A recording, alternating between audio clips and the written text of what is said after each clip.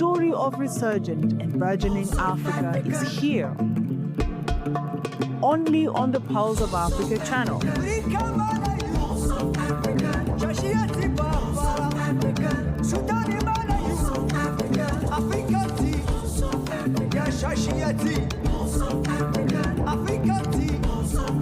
Pulse of Africa, the face and voice of Africa.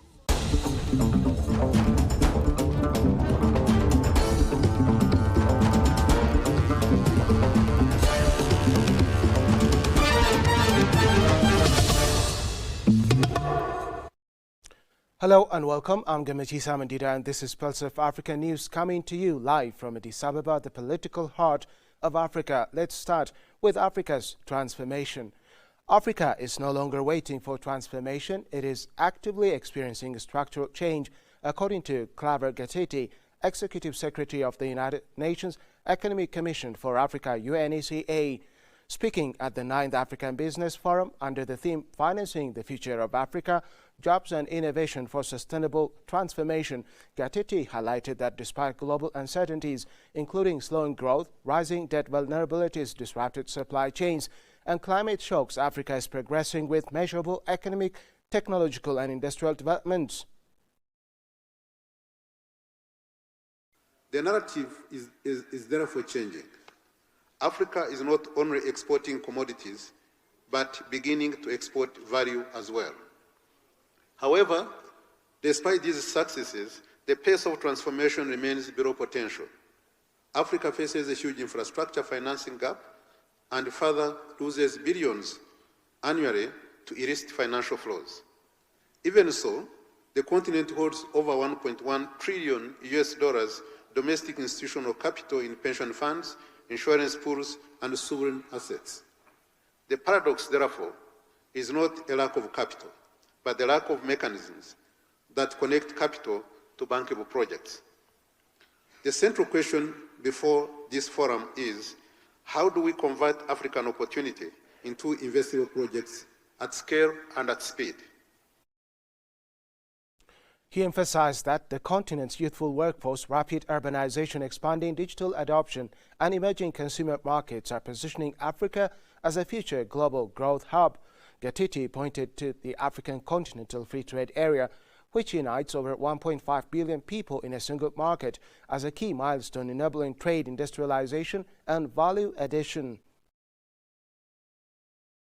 Every year, millions of young Africans enter the labor market. If they find productive employment, Africa becomes the growth frontier of the century. If they do not, instability becomes globalized. So this is not merely an African development issue. It is a global economic stability issue. What is missing is not commitment, but coordination and project preparation. That is why this forum is designed as a delivery platform to connect investors to bankable projects and track commitments through implementation mechanisms. The reorganization of the global economy is also technological and ecological.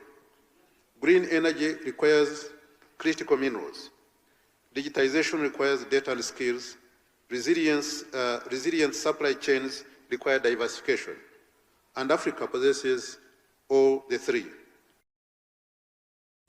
Practical examples cited included a youth-led cocoa processing enterprise in Côte d'Ivoire producing 36 tons of cocoa annually while creating jobs, Morocco's integrated automated value chain generating more than 220,000 positions, and Ethiopia's expanding digital payments ecosystem connecting a wide network of agents and merchants. These developments reflect a shift away from raw commodity exports toward industrialized, value-added production. Despite progress, Gatete acknowledged challenges remain. Infrastructure financing gaps persist and financial leakages cost the continent billions annually. He noted, however, that Africa possesses more than $1.1 trillion in domestic and institutional capital from pension funds, insurance pools, and sovereign assets, offering significant opportunities to finance development and innovation. Other speakers at the forum reinforced the urgency of mobilizing capital for Transformation. Fatima Farouk El-Sheikh, Secretary General of the Arab Bank for Economic Development in Africa, stressed that the failure to adequately fund Africa's development is a collective responsibility, calling for partnerships and innovative financing solutions to create jobs and foster sustainable growth. Africa will add hundreds of millions of young people to the working age population in the world in the coming decades. This is not a challenge to be managed, it is an opportunity to be financed, and a structured and unlocked approach. The real risk of Africa not being financed and youth not being demands and needs are not being addressed is not a real risk. It's a failure from our side on the responsibility of people who are expected to finance the transformation, who are expected to create the job, who are expected to create system of enterprises and to create platforms where the youth can thrive. This is where Badia's commitment is. For over 5 decades, Badia has stood as a bridge between Arab capital and African development priorities. Today, the role of the bank is evolving from financing projects to financing transformation in the continent. Samaila Zubairu, President and CEO of the African Finance Corporation, highlighted Africa's mineral wealth as a strategic asset for industrialization. He urged African leaders to move beyond extractive models and prioritize transforming raw resources into industrial output such as steel and fertilizers to accelerate urbanization, job creation, and technological innovation. Research indicates that in Africa, we really find all the elements all together in one place. So we really find a situation whereby we have the market, the resource, and the infrastructure all in one place. And I'll give one example to demonstrate this point. So South Africa has established long steel mills. There are issues there now, and there are talks about the viability of those industries. Yet, across all of Africa, we're importing steel. Across most of Africa is significant high-grade iron ore, in some cases up to 67, 68%. So why are we not able to connect the dots? Why do we, allow the challenges that exist there to continue? And we have several programs across the continent importing iron and steel and such related projects. How are we not able to connect the massive industrial complexes in North Africa to the resources in West, Central, and East Africa? The forum underscored a central message: Africa's transformation is no longer aspirational. With the strategic investment, industrialization, value-added innovation, the continent is already advancing towards sustainable economic and social progress.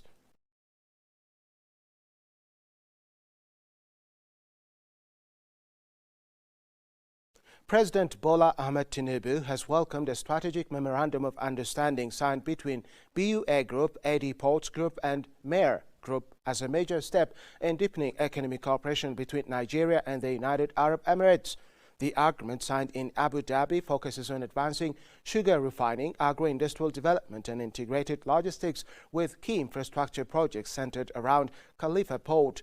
President Tinubu said the deal builds on growing bilateral relations, including the comprehensive economic partnership agreement reached after his engagement with Mohammed bin Zayed Al Nahyan. He described the MOU as a significant industrial and trade breakthrough, underscoring Nigeria's push to translate diplomacy into tangible economic gains. The partnership is expected to strengthen food security by developing advanced sugar refining capacity, enhancing agro-industrial value chains, and building modern logistics systems. It also aims to expand trade connectivity between West Africa, the Gulf, and Asia, leveraging the UAE's position as a global logistics hub. President Tinubu commended Abdul Samad Rabiu, chairman of BUA Group, for driving private sector participation in Nigeria's industrialization agenda. The agreement highlights the increasing role of Nigerian companies in global markets and the importance of investment-led diplomacy. Analysts say the MOU reflects Nigeria's broader strategy to attract foreign investment, boost export capacity and strengthen industrial competitiveness. It marks another step toward positioning the country as a key player in global trade and long-term economic development.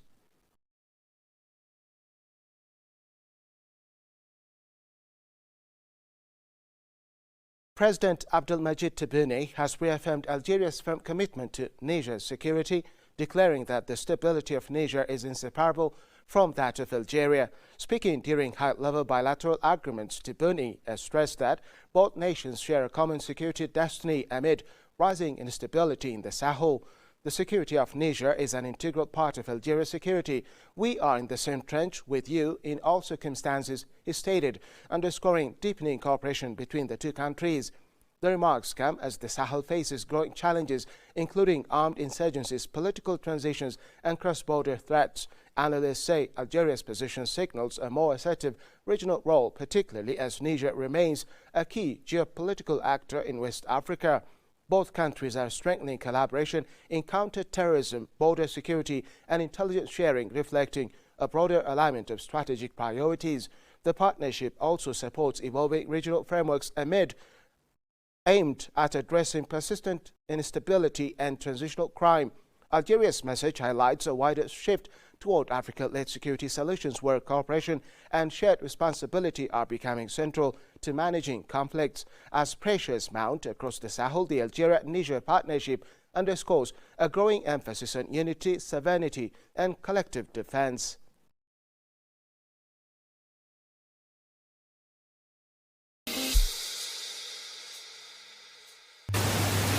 If you don't tell your story, it will be told by others. They'll talk of hunger, they'll talk of war, they'll talk of conflict, but they'll not say the things that are happening in Africa that are positive.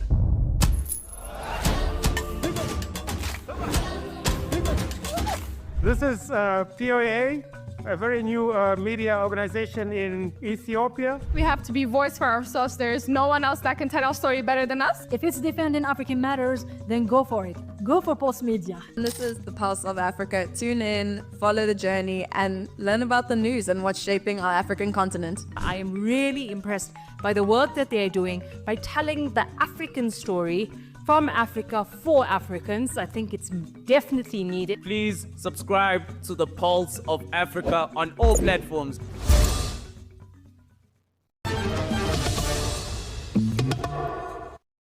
The United Kingdom's ambassador to Ethiopia and permanent representative to the African Union, Darren Welch, has commended Ethiopia's efforts in promoting peace and security across the Horn of Africa. Ambassador Darren Welch said that he understood Ethiopia's desire to secure sea access in order to support its rapid economic growth and burgeoning population. Speaking in an exclusive interview with Pulse of Africa, Ambassador Welch, he emphasized that relations between the UK and Ethiopia are growing stronger. Just weeks earlier, the UK Secretary of State for Foreign Communication, Commonwealth and Development Affairs, Viete Cooper, made her first official visit to Ethiopia, choosing Ethiopia as her destination. During her visit, she held discussions with Prime Minister Abiy Ahmed, and the two sides signed several agreements aimed at deepening cooperation.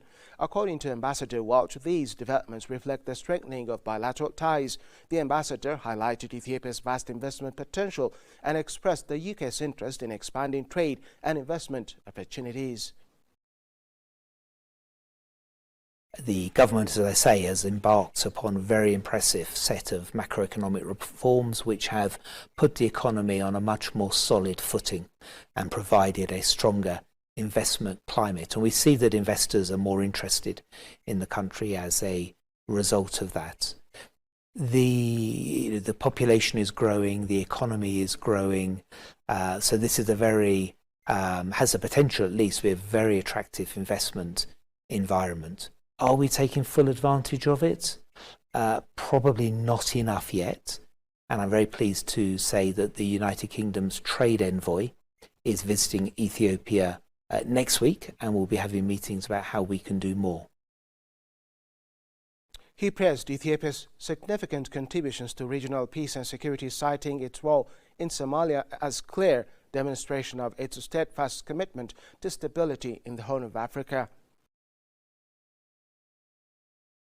And I want to pay tribute to the Ethiopian contribution to the AU's mission in Somalia. We know that thousands of Ethiopians have served there. Too many of them have lost their lives, and it's cost the government both in lives and in money. So we really recognise that and pay tribute to that. It's a great example of how this country can be a force for peace and stability in its region. Ambassador Welch further noted that the Horn of Africa holds immense potential for development, stressing that peace is a prerequisite for harnessing this opportunity. With its large population and growing economy, Ethiopia is well positioned to play a vital role in the region's progress. As you say, it's a complex region, and its potential is enormous. It's so strategically placed. But there's too much conflict and too much potential conflict. And the United Kingdom wants to see this region at peace with itself and flourishing. As you say, Ethiopia has an outsized, a very important role to play on those issues. Ethiopia, with the largest population and the strongest economy in the Horn of Africa, remains the world's largest landlocked nation. Recognizing the strategic importance of sea access for its continued growth, both the government and the Ethiopian people are actively working to secure sea access that will support the country's expanding population and fast-paced economic development. On Ethiopia's quest for sea access, Ambassador Welch reiterated his awareness of the issue and encouraged a peaceful resolution. I come from a country which has 51 major ports and more than 120 other ports. So I approach this issue with some humility. And the United Kingdom, of course, is a major seafaring, trading nation with deep roots in its seafaring and naval traditions. So we understand the desire to be connected to the world for trade. I can understand why a country of Ethiopia's size and growing economy would want to diversify its access to commercial ports. But we would always argue that any differences, any tensions are negotiated peacefully.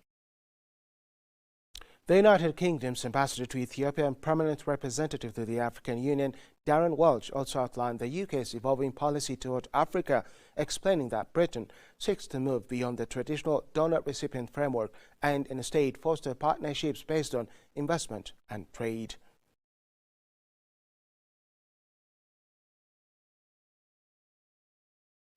On the sidelines of the African Union Summit, NATO's Bekele Thomas joined US and Africa leaders at a high-level roundtable convened by the Corporate Council on Africa to advance Africa's strategic infrastructure corridors. The session also marked the launch of the US-AU Strategic Infrastructure and Investment Working Group, SIWG, a joint platform designed to translate continental priorities into tangible development outcomes. Speaking at the event, Bekele Thomas emphasized the critical role of strengthening the Programme for Infrastructure Development in Africa, PIDA, and building integrated corridors that connect people, markets, and economic opportunities across the continent.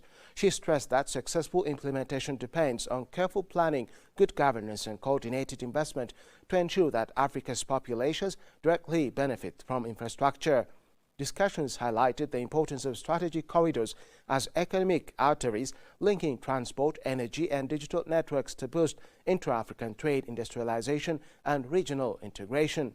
Collaboration between public and private sector stakeholders facilitated through the SIWG is expected to de-risk projects, attract global financing, and accelerate the delivery of high-impact initiatives aligned with Agenda 2063 and the African Continental Free Trade Area. Connecting continental frameworks with actionable investments, Africa is taking a significant step toward inclusive growth, economic resilience, and sustainable development through modern, fully integrated infrastructure networks.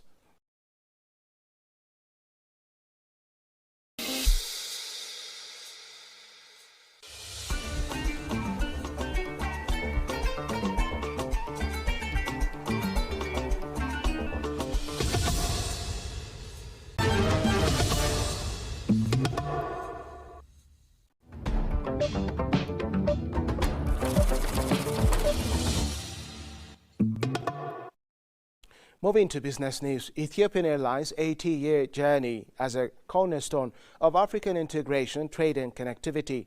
Speaking to Pulse of Africa, Group CEO Mesfin Tasso said Ethiopian Airlines has been more than a carrier. It has been a bridge linking African nations, people and economies. Our mission has always been to serve Africa first while connecting the continent to the world, Tasso said.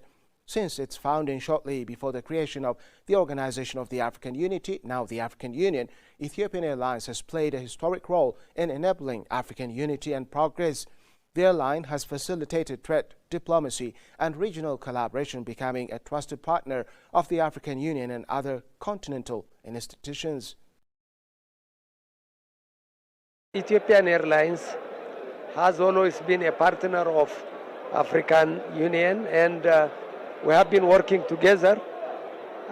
In fact, this year we are going to celebrate our 18th year anniversary since the airline was established, and we will have a lot of celebration for that, and we will honor the support and the partnership of Ethiopian Airlines with our partners, including African Union. Celebrating its 80th anniversary this year, the airline continues to set a standard for African excellence, honoring the partnerships and communities that have supported its journey. Recent financial results further underscore its resilience. Ethiopian Airlines generated $4.4 billion in revenue in the first half of the fiscal year, marking a 14% increase compared to the same period last year.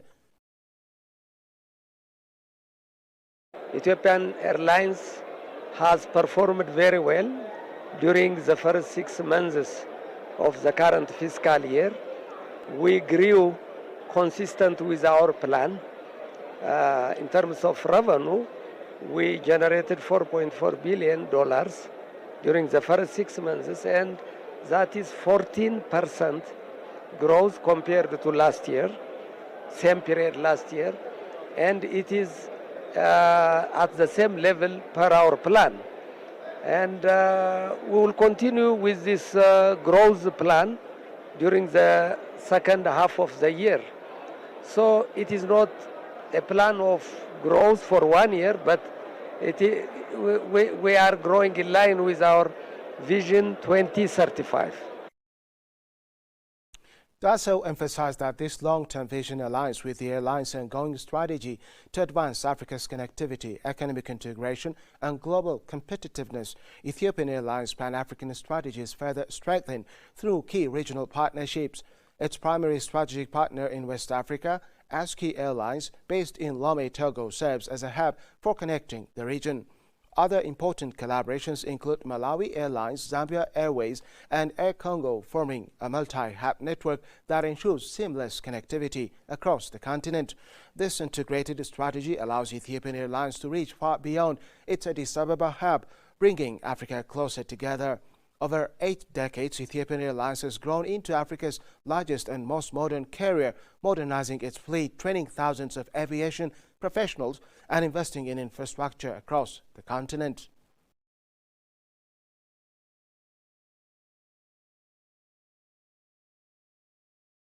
King Mohammed has officially inaugurated a major new industrial complex for Safran landing systems in Nasser, Casablanca, marking a significant advancement in Morocco's aerospace industry. The project involves an investment exceeding 280 million euros and spans a 7-hectare site with 26,000 square meters dedicated to advanced manufacturing.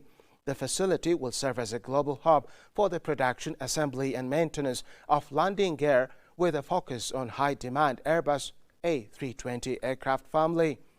Safran executive cited Morocco's macroeconomic stability, high-quality industrial infrastructure, and availability of a skilled workforce as key factors in selecting the country for this strategic investment.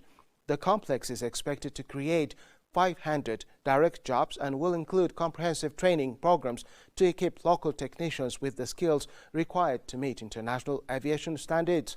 Minister of Industry and Trade Riyad Mazur highlighted that mastering these advanced landing gear systems will strengthen Morocco's position in the global aerospace value chain.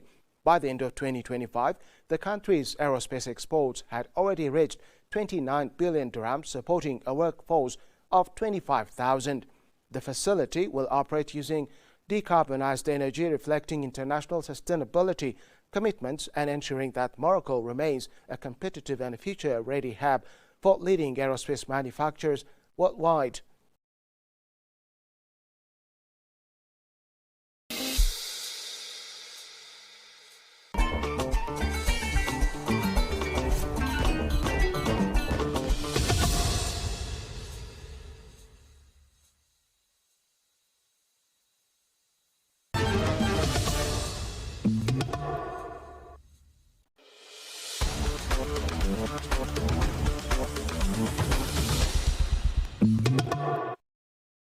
Finally, sports news. CAF has confirmed that four celebrated African football legends, Radi Jaid, Momo Sissoko, Imad Motiab, and Matthias Moncho Goncalves, will conduct the Total Energies CAF Champions League and CAF Confederation Cup quarter-finals draws on Tuesday in Cairo. The draws will take place at the Egyptian Football Association EFA headquarters, with the CAF Confederation Cup draw scheduled for 11:00 GMT and the CAF Champions League draw following at 12:00 GMT. The inclusion of these football greats underscores CAF's commitment to honoring past African icons who have shaped the continent's rich football heritage. Jaidi, Tunisian defender, won multiple domestic titles with Esperance de Tunis and earned over 100 caps for Tunisia, lifting the Total Energies CAF Africa Cup of Nations in 2004. Sissoko, a powerful Malian midfielder, played across Spain, England and Italy while helping Mali secure a podium finish at the 2013 AFCON. CAF officials say the draws will feature a mix of Africa's most prestigious clubs alongside rising contenders, setting the stage for an exciting next phase in the continent's premier inter-club competitions.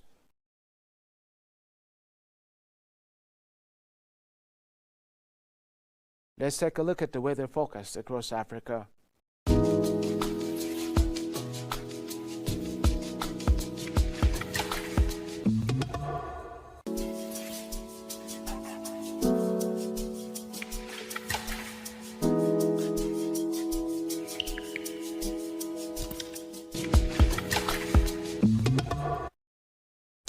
That's it for now. Thank you very much for tuning in, and goodbye.